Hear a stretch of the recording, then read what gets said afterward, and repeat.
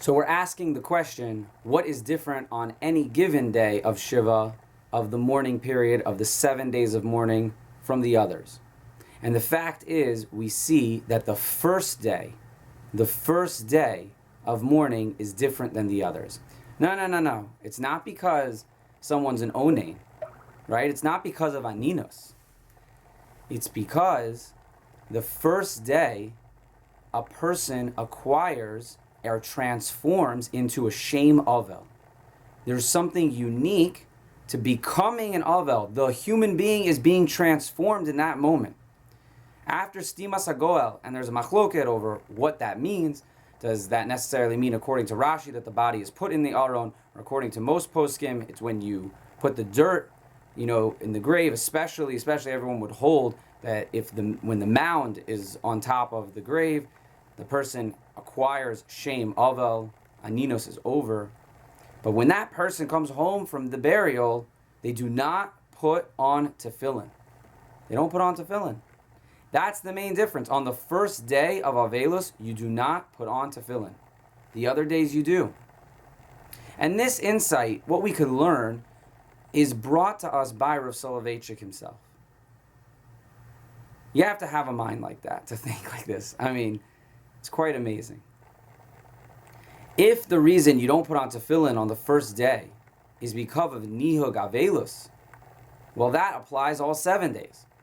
So we wouldn't put on tefillin all 7 days. So it can't be because of nihug avelus. It has to be because the person is a shem avel. And as shem avel, in that transformation, that's too much. He gives another added insight in terms of that the place where you put dirt, that you put the ashes, where you put dirt on that makom on your head, that's not fitting for a crown. And tefillin are also called pe'er. They're called a crown, something of splendor, of glory. And you don't put a crown on the same place that you put dirt or ashes. This is further compared. The Rav had a beautiful way of comparing all the customs of mourning. The 12-month custom, the 30-day customs, the 7-day customs, all to what we're doing from the 3 weeks up until the time of Tisha B'Av. He compares the fact that you have Yud Beis Chodesh, the 12 months, is similar to the 17th of Tammuz until Rosh Chodesh Av, and from Rosh Chodesh Av until Tisha B'Av, those 9 days, so to speak, the 8 days, 9 days, those will be similar to the 30 days of mourning that one does over their close relative.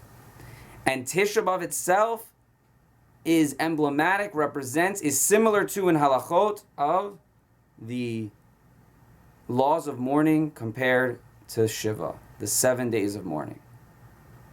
And we also see that on Tisha B'Av, what do we not do? We don't put on tefillin. At least by the morning. We don't put on tefillin. Only until mincha time, later in the day, do we put on tefillin. And if we weren't putting on tefillin because of nihug avelus, well, that applies the whole day. We're in mourning the whole day. So it can't be that we're not putting on tefillin in the morning because of nihug avelus. It's because during that time, that morning period, I'm sorry to sound so redundant in the English language, but in the breaking of the day in the morning, we see that we have a shem avel. It's because we have transformed into a time of avelus that we don't put on tefillin. But by the end of the day, we're not necessarily in that zone. The Rav makes a little bit of a distinction. He doesn't necessarily call it. He holds more that the beginning of the day is more like aninus, and later is not. But that's for another time. But just to realize where nihug avelus falls in, and where shem avel falls in, and how that dictates or indicates whether or not we put on tefillin is quite amazing, and very thankful to the Rav for that insight. Thank you.